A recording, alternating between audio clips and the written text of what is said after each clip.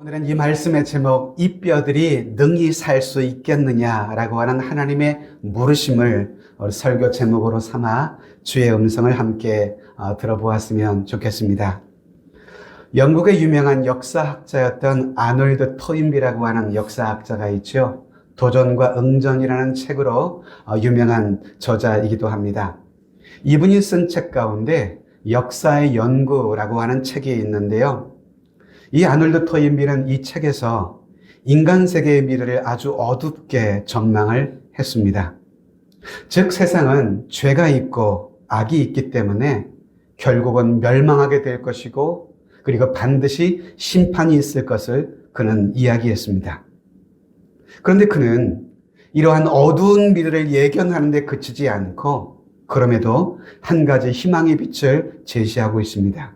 그것이 뭐냐 하면 그것은 바로 우리 기독교가 각성하기만 한다면 이런 상황에서도 벗어날 수 있다라고 그는 이야기했습니다. 그것은 곧 구원의 길인데 구원의 길은 오직 하나인데 그것은 곧 하나님의 은총만이 그것을 가능하게 할 것이다 라는 이야기를 해 주었습니다. 자, 여러분, 지금 우리 시대를 한번 보시면 어떨까요? 지금 우리나라의 정치는 지금 어디로 가고 있습니까? 우리나라의 경제는 지금 어디로 가고 있을까요? 우리나라의 사회와 문화는 도대체 어디로 가고 있는 것일까요? 한반도를 둘러싼 급변하는 세계 정세 속에서 우리나라는 지금 정치권의 정쟁 싸움만 계속 이어지고 있습니다. 민생은 실종되고요. 그저 말로만 민생이지 정쟁만 남은 것 같은 그런 상황으로 보여집니다. 여러분, 지금 현재 우리가 살아가고 있는 지구처럼 어떻습니까? 지구의 상태, 생태계는 어떨까요? 또 여러분, 우리가 마시는 공기를 좌우하는 오존층은 어떻게 될까요?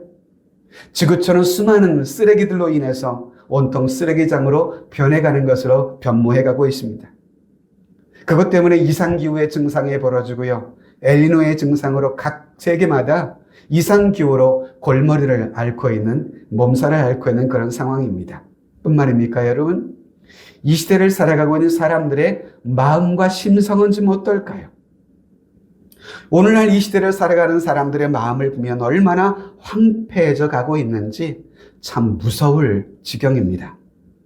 사도 바울은 디모데후서 3장 1절 이하에서 말세에 만날 현상에 대해서 예고해 준 적이 있었어요. 여러분, 오늘 이 시대를 바라보면 마치 사도 바울이 2000년 전 디모데후서 3장을 기록하면서 말세에 일어난 일들에 대해서 예고했던 그 일들 이상으로 오늘 우리가 살아가는 현 시대는 그러한 시대 같기만 합니다.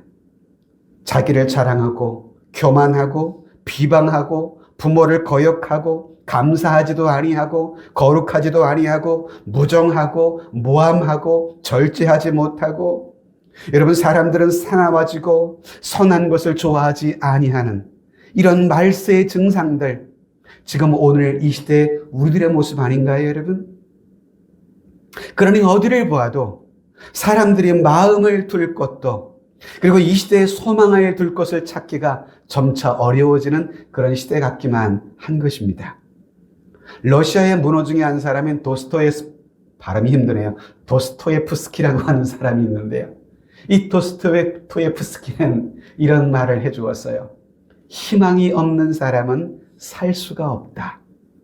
희망이 없이 사는 것은 살기를 중단한 것과 같다. 이런 말을 남겨주었어요. 희망이 없는 시대를 정말 신랄하게 여러분 이야기했던 그런 저자가 아닌가 싶은데요. 또 우리가 잘 아는 이 단테의 신곡이라고 하는 유명한 작품에 보면 이런 내용이 또한 있다고 합니다. 지옥에 가면 지옥문 앞에 이러한 팻말이 써 있다고 해요. 그 팻말의 글귀가 뭐냐 하면 여기에 들어오는 자는 모든 희망을 다 버린 자이다. 이것이 지옥문 앞에 쓰였던 글귀였다고 합니다. 다시 말하면 지옥이라는 것은 어떤 곳이라는 거예요?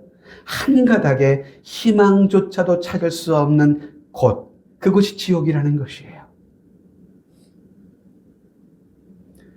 어쩌면 여러분, 오늘 우리가 읽었던 에스겔서 37장의 말씀, 이 본문의 배경은 바로 그런 지옥과 같은 그런 시대적인 배경을 가지고 기록된 메시지입니다. 당시 북이스라엘은 BC 722년경 아수르에 의해서 멸망을 당하죠. 그리고 마지막 남은 남유다마저도 약 120년 후인 BC 586년경에 바벨론의 침공으로 말미암아 나라는 완전히 초토화되고 빼앗기고 말았던 것입니다. 당시 잔인했던 바벨론의 느부갓네살이라고 하는 이 왕은 거룩한 성전의 제사장들까지도 무자비하게 학살을 했습니다. 그리고 남유다의 마지막 왕이었던 시드기야라고 하는 그 왕은 어떻게 됐습니까? 쇠사슬에 묶인 채 백성들이 보는 앞에서 바벨론에 끌려가는 수모를 당하기도 했었지요. 그리고 오늘 성경을 기록한 에스겔 선지자 역시 당시 같이 끌려간 소년 중에 한 사람, 그도 에스겔이 바로 그였습니다. 조국을 잃고 어린 시절 노예로 끌려가 타국에서 살았던 이 에스겔의 삶, 얼마나 여러분 그 당시 남유다인들의 삶이 고달팠을까요? 그러한 노예로서의 삶이 애굽에서 무려 바벨로니아에서 70년이 흘러가게 된 것입니다. 더 이상 이제 남유다인들에게는 희망이라는 것을 찾아볼 수 없는 그러한 상황이었습니다. 모든 남유다인들이 희망을 잃어버리고 절망과 도탄에 빠져 있는 그런 상황이었던 것입니다. 그런데 바로 그때에, 그러한 때에 하나님께서는 에스겔 선지자에게 나타나서 환상을 보여주신 말씀이 바로 오늘 본문인 것이죠. 어느 날 에스겔은 하나님의 영에 이끌려 한 골짜기에 이르게 됩니다. 그 골짜기는 사람들의 뼈로 가득했습니다. 1절을 보실까요? 여호와께서 권능으로 내게 임재하시고 그의 영으로 나를 데리고 가서 골짜기 가운데 두셨는데 거기에 뼈가 가득하더라. 에스겔은 하나님의 인도를 따라서 뼈들이 널린 골짜기를 가게 되었습니다. 아주 섬뜩한 광경이었던 셈입니다. 온통 뼈로 뒤덮인 그런 골짜기였습니다.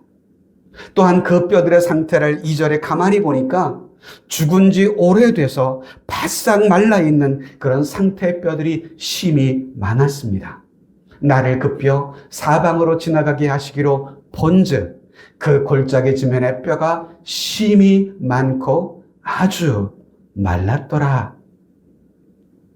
한마디로 그 골짜기는 해골의 골짜기, 죽음의 골짜기, 생명 있는 존재는 하나도 없는 그러한 골짜기였습니다. 그 골짜기 전체가 죽음의 정막만 무섭게 드리워진 그런 곳이었습니다. 얼마나 에스겔은 두려움이 가득했을까요? 그런데 그런 에스겔에게 3절에 보면 하나님이 이렇게 질문하십니다. 같이 읽어볼까요? 그가 내게 이르시되 인자야 이 뼈들이 능히 살 수 있겠느냐 하시기로 내가 대답하되 주 여호와여 주께서 아시나이다. 주님께서 이 뼈들이 능히 살 수 있겠느냐? 그 질문에 에스겔은 답하기를 주 여호와여 주께서 아시나이다. 즉 이 말은 무슨 뜻이에요? 하나님, 저는 사실은 잘 모르겠지만 주님의 질문에 대한 해답은 주님이 하실 것입니다. 그것은 주님만이 하실 수 있습니다. 라고 하는 답변이었던 것입니다. 여러분 생각해 보세요. 죽은 지 오래돼서 바싹 말라버린 그 마른 뼈들이 어떻게 다시 살아날 수가 있을까요? 인간적인 생각과 방법으로는 도저히 가능하지 않은 그런 질문이셨던 것입니다. 전혀 불가능한 일이고 여러분 말도 안 되는 그런 일이지요. 그런데 여러분 아십니까? 그것은 어디까지나 우리 인간의 생각과 인간의 상식일 뿐입니다. 죽은 지 오래된 마른 뼈들이 어떻게 살아날 수 있을까요? 이것이 우리 인간의 지식과 능력의 한계가 아닐까요, 여러분? 그러나 하나님은 우리 인간들과는 다르신 분이십니다. 하나님은 우리 인간이 알지 못하는 것을 아시는 분이십니다. 그 하나님은 인간이 할 수 없는 일을 하실 수 있는 전능하신 하나님이십니다. 그래서 에스겔은 말하기를 주여 주님이 그 해답을 아십니다. 주님만이 하실 수 있습니다. 라고 답변을 했던 것이죠. 여러분 우리 같으면 한번 상상을 해보세요. 종합병원 중환자실에 산소호흡기를 꽂고 있는 그 환자를 바라보면서 우리에게 이 환자가 과연 살 수 있을까요? 라고 물어보면 여러분, 우리는 고개를 갸우뚱하지 않겠어요?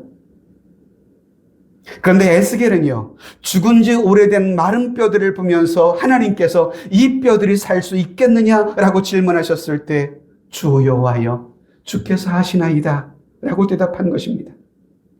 즉 하나님이시라면 하실 수 있습니다 라고 말했던 것입니다. 자, 여러분, 그래서 정리해보면 여러분, 하나님의 사람은 어떤 사람을 말할까요? 하나님의 사람은 하나님은 무슨 일이든 하실 수 있다라고 하는 그 사실을 믿는 사람, 바로 그가 하나님의 사람입니다. 그래서 하나님의 일을 할 때 하나님의 일이라는 것은 무엇입니까? 이것이 가능하냐 불가능하냐 이 차이가 아니라 이 사실을 믿느냐 못 믿느냐 여기에 달려있는 것입니다. 여러분, 이스라엘 백성들이 과거에 애굽을 탈출해서 드디어 광야에 들어왔습니다. 근데 애굽을 탈출하자마자 그들 앞에 홍해가 가로막고 있었습니다. 그리고 뒤로는 다시금 애굽의 병사들이 쫓아오는 그런 상황이었습니다. 이제 백성들은 추격해오는 애굽의 병사들을 보며 이제는 우리는 꼼짝없이 죽었구나 라고 생각하며 모세와 하나님을 원망하며 불평하기 시작했지요. 그러나 그 가운데 모세는 하나님의 전능하심을 믿었습니다. 그래서 출애굽기 14장에 보시면 모세는 그렇게 원망하며 불평하는 백성들을 향해서 이렇게 외쳤던 것이죠. 같이 읽어볼까요? 모세가 백성에게 이르되 너희는 두려워하지 말고 가만히 서서 여호와께서 오늘 너희를 위하여 행하시는 구원을 보라. 너희가 오늘 본 애굽 사람을 영원히 다시 보지 아니하리라. 할렐루야. 모세와 이스라엘 백성들은 이 믿음대로 홍해를 결국 기적적으로 마른 땅처럼 이후에 건넜음을 우리가 알 수 있습니다. 마가복음 9장에 보시면 한 아버지가 벙어리 귀신 들린 아들을 예수님께 데리고 왔던 기사가 실려 있습니다. 이 귀신은 그 아들을 이리저리 끌고 다니며 몹시도 못살게 굴었습니다. 거꾸러져 거품을 흘리게도 만들기도 하고요. 사방을 뛰어다니게 하기도 하고요. 불에도 들어가게 만들고 물에도 들어가게 합니다. 그러니 귀신에 시달린 아들은 점점 쇠약해져만 갔던 것이죠. 그런 아들을 이 아버지는 예수님께 데리고 옵니다. 그런데 귀신의 그 예수를 보고는 아이로 하여금 심한 경련을 일으키게 했습니다.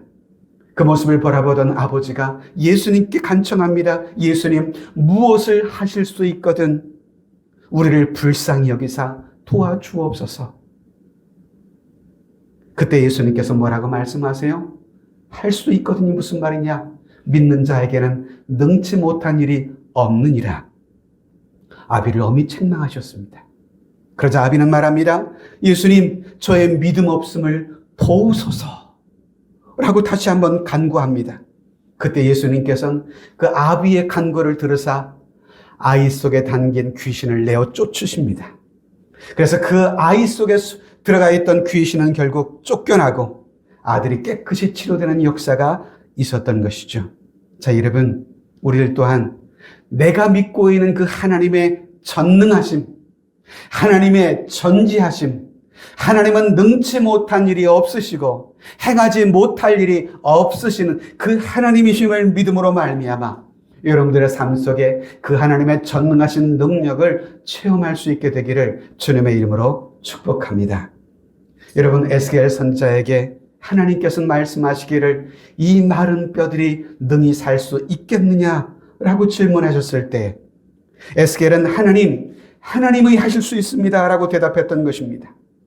근데 그때 하나님께서 에스겔에게 다시금 말씀하십니다. 그것이 4절, 6절인데요. 또 내게 이르시되 너는 이 모든 뼈에게 태어나여 이르기를 너희 마른 뼈들아 여호와의 말씀을 들을지어다. 주 여호와께서 이 뼈들에게 이같이 말씀하시기를 내가 상기를 너희에게 들어가게 하리니 너희가 살아나리라. 너희 위에 힘줄을 두고 살을 입히고 가죽으로 덮고 너희 속에 상기를 넣으리니 너희가 살아나리라. 또 내가 여호와인 줄을 너희가 알리라 하셨다 하라. 죽어 오래된 수많은 마른 뼈들을 향하여 하나님께서는 이 같은 하나님의 말씀을 에스겔로 하여금 대언하라고 하시는 것입니다. 그러자 에스겔은 하나님의 명을 따라서 골짜기의 해골들을 향하여 이 하나님의 말씀을 그대로 태어난 것입니다. 너희 속에 마른 뼈들아, 여호와의 말씀을 들을지어다. 너희 위에 힘줄을 두고 살을 입히고 가죽으로 덮어지르니 너희가 살리라. 이렇게 하나님의 말씀을 태어냈습니다. 에스겔이 이처럼 하나님의 말씀을 태어날 때에 해골로 가득했던 그 골짜기에 신비하고 놀라운 일들이 일어나기 시작했습니다. 갑자기 이제 곧 골짜기를 덮고 있던 바짝 마른 뼈들이 덜그럭 우당탕탕하며 움직이기를 시작했던 것입니다. 그리고 이 뼈와 저 뼈와 움직이며 서로 들어맞기 시작합니다. 그리고 본래의 자기 몸을 찾아서 뼈들이 이어지더니 완전한 사람의 뼈의 골격을 갖추기 시작했습니다. 그리고 이어서 뼈 위에 힘줄이 생깁니다. 힘줄 위에 살이 오릅니다. 그리고 살 위에 가죽이 덮이기 시작한 것 같습니다. 그런데 아직은 완전히 살아나지 않은 상태였습니다. 그래서 하나님은 9절에 보시면 다시 에스겔에게 이렇게 외치라고 명령합니다. 생기야, 사방에서부터 와서 이 죽음을 당한 자에게 불어서 살아나게 하라. 즉 생기의 바람을 그들에게 불어오게 하라 라고 태어나라고 하나님은 에스겔에게 말씀하십니다. 생기의 바람이 불어오게 하라. 여러분, 바람에도요 여러 가지 종류가 있지요. 바람도요 살리는 바람이 있고요, 죽이는 바람도 있습니다. 살리는 바람이라는 어떤 바람일까요? 남을 칭찬하고 격려하고 도와주는 말들입니다. 이것은 사람을 살게 하는 바람인 것입니다. 이러한 바람이 불게 되면 심령의 근심에 쌓였던 낙심하던 사람들이 다시금 살아나게 됩니다. 여러분, 이 살리는 바람은 자연에도 불기도 해요. 이 바람은 생명을 주는 바람이기도 합니다. 그래서 동식물 모든 생명체를 다시금 살리기도 하거든요. 이 바람은 바다를 뒤집어 놓기도 합니다. 때로 그것 때문에 피해를 주기도 하지만 그러나 사실은 바다를 살리는 바람인 것이죠. 그것이 태풍입니다. 강한 바람으로 이렇게 태풍처럼 파도가 불면 바닷속에 가라앉은 수많은 오염된 것들을 태풍은 다 휘저어 놓습니다. 그래서 그 속에 어족들이 다시금 살아갈 수 있게끔 만드는 것이죠. 그런데 반대로 죽이는 바람이 있더라고요. 이건 아주 좋지 않은 바람입니다. 여러분, 세상엔 좋은 바람도 있지만 그렇지 않은 바람도 있거든요. 여러분, 유행이라는 것도요, 좋은 말로 쓰이기도 하지만 나쁜 말로 쓰이기도 하거든요. 그런데 이렇게 좋지 않은 유행의 바람이 불어오면 사람과 사회를 다 병들어 버리게 만드는 것입니다. 남을 헐뜯는 유행, 남을 비방하고 욕하고 시기하는 이러한 바람의 유행이 불면 여러분, 온 세상이 망가지게 되는 것입니다.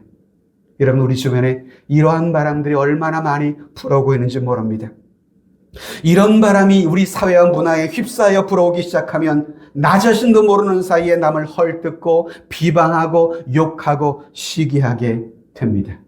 요즘 우리 사회에 불어오는 또 하나의 정말 좋지 않은 바람 가운데 하나가 마약의 바람이 우리 청소년들 사이에 늘어나고 있다고 합니다. 심지어 초등학생까지 마약의 바람이 불어왔어요.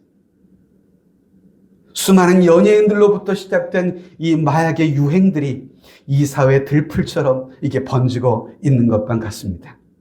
뿐만인가요? 질병에도 바람이 불어요.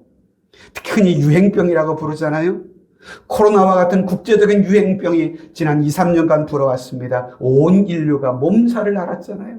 여러분, 코로나의 이 감염 예방주사를 몇 차례 여러분들도 맞았을 것 아니겠어요? 저도 몇 차례 접종을 하기도 했습니다만은 이렇듯 세상에는 여러 종류의 바람이 붑니다. 내가 원하든 원치 않든 이런 바람은 끊임없이 우리에게 불어오고 있습니다.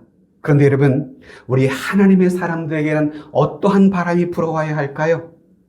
하나님의 자녀인 저와 여러분들에게 불어와야 할 바람은 어떤 바람이어야 할까요? 그것은 저는 성령의 바람이어야 한다고 믿습니다. 같이 해볼까요? 성령의 바람.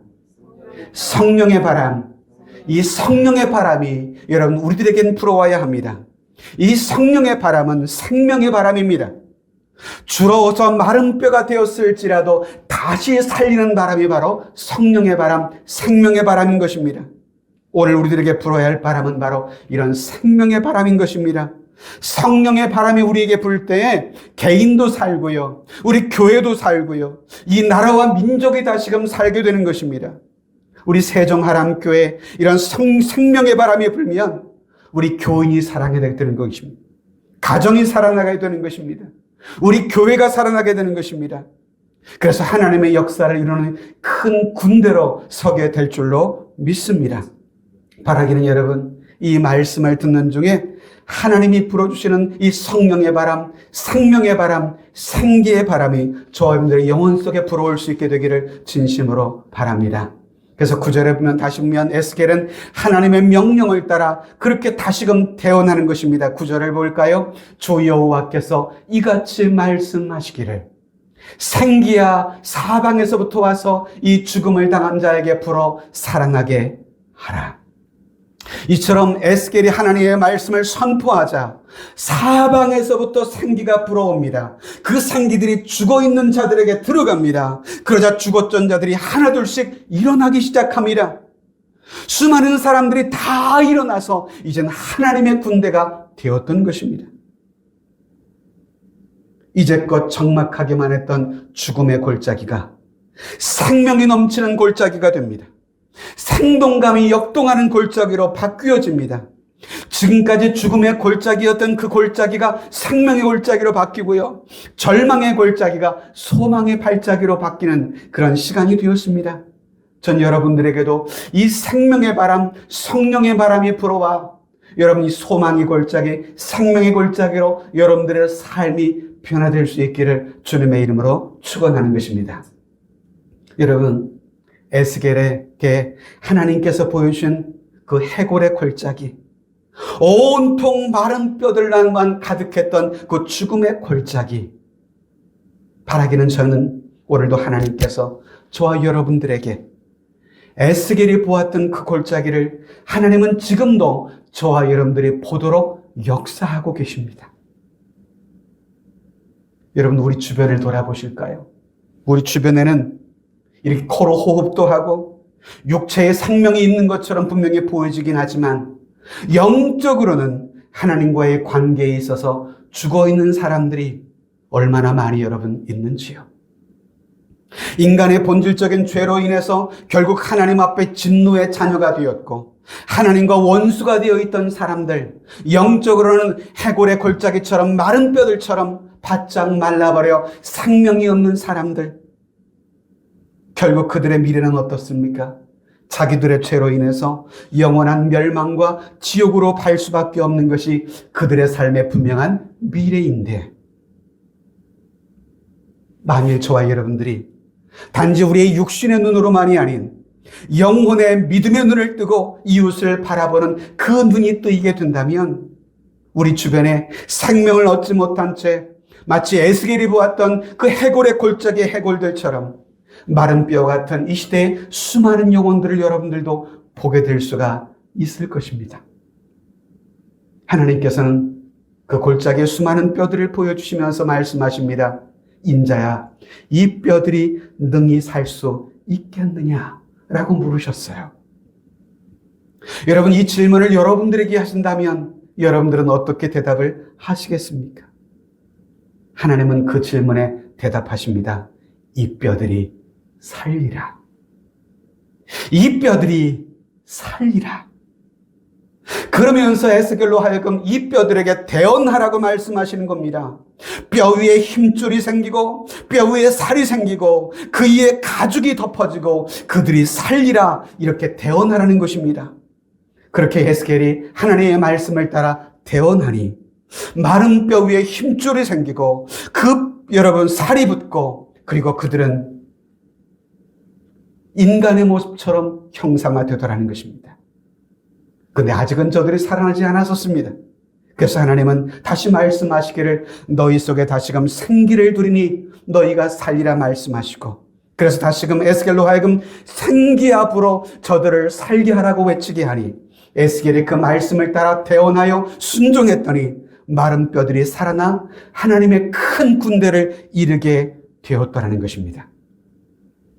골짜기에 에스겔이 보았던 수많은 마른 뼈들, 그저 뒤엉켜 굴러다녔던 수많은 뼈들이 이제는 살아나 큰 군대를 이루더라는 것입니다.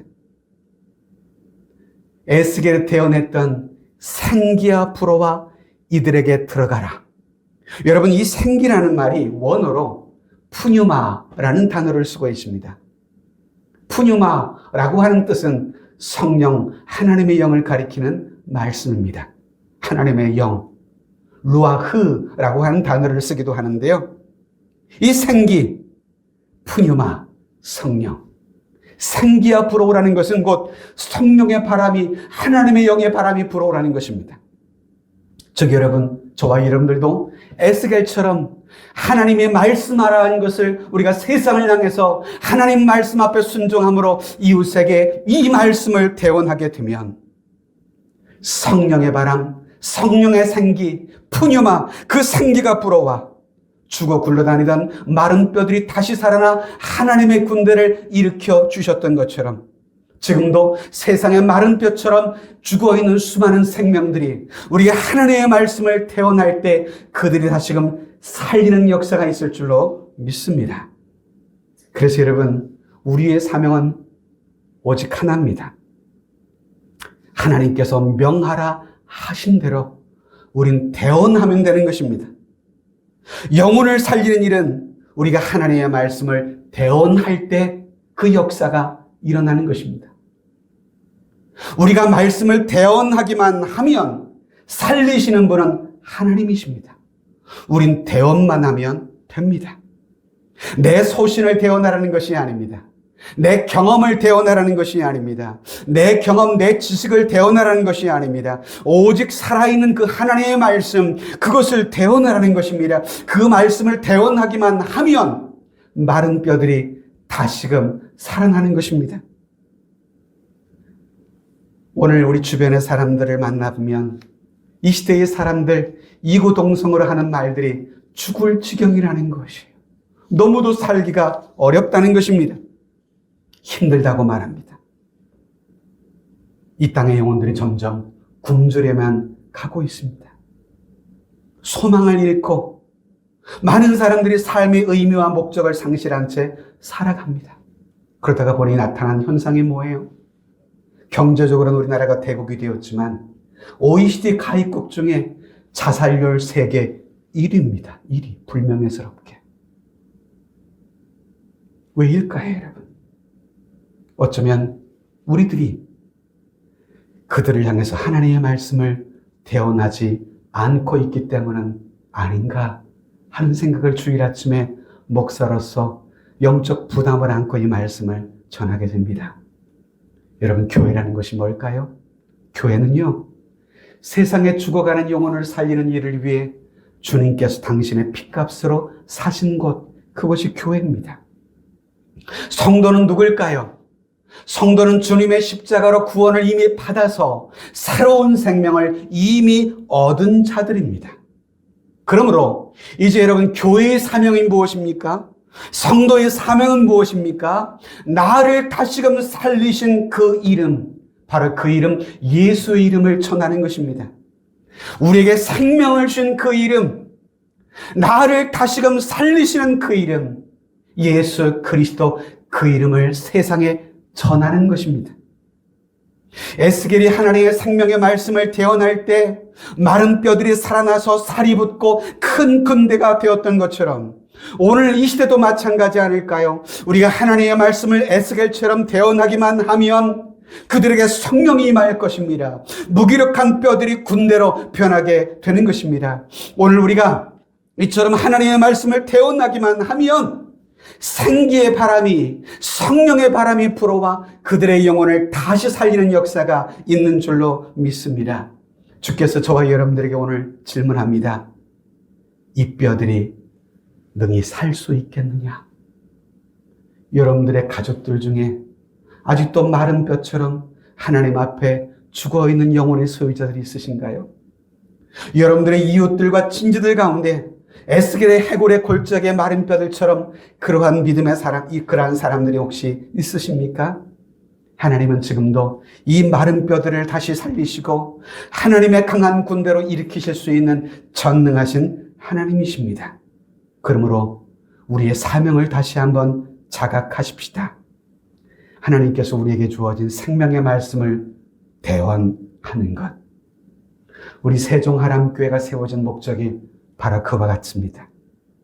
주변에 여전히 수많은 교회들이 세종 지역에 있음에도 불구하고 우리 교회를 또다시 이곳에 교회 하나를 더 세우게 하신 목적과 그 이유, 그것은 그 생명을 살리는 일을 하라고 저희 교회를 설립하게 하신 줄로 믿습니다. 세상에 죽어가는 마른 뼈와 같은 그런 사람들을 살려내라는 것입니다. 그들에게 생기가 불어오도록 대언하라는 것입니다.